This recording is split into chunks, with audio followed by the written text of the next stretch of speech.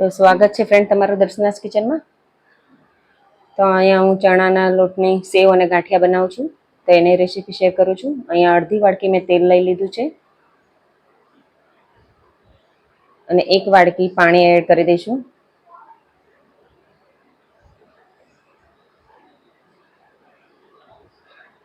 અહીંયા આપણે એને સારી રીતે મિક્સ કરી લઈશું જ્યાં સુધી એનો કલર ચેન્જ ના થઈ જાય। આ થઈ ગયું છે આપણું તૈયાર। હવે આમાં આપણે મેં 1 વાડકા જેટલો ચણાનો લોટ લીધો છે અને ધીરે થોડું થોડું કરીને એડ કરતા જઈશું।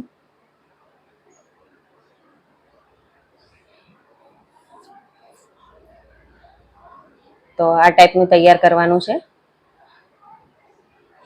અને આમાં આપણે મીઠું છેલ્લે એડ કરી દઈશું। હું ગાંઠિયા બનાવું છું એટલે મેં મીઠું એકલું જ એડ કર્યું છે। અજમો બજમો તમારે નાખવો તો તમે નાખી શકો છો। આ મેં ગાંઠિયા માટે હું કાઢી લઉં છું અને બીજા બેટરમાં હું લાલ મરચું ઉમેરી દઈશ। આ મેં લાલ મરચું ઉમેરીને તૈયાર કરી દીધું છે। તો પહેલા ગાંઠિયા પાડી લઈએ આપણે।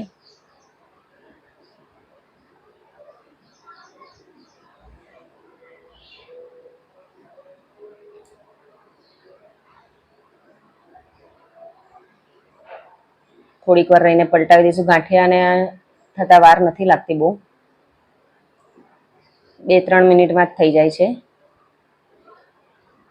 તેલ ગરમ હોય ફટાફટ થઈ જ જાય છે।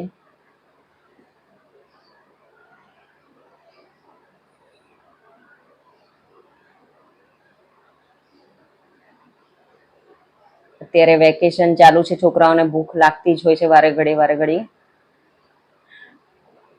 હા, હું સેવ પાડી રહી છું।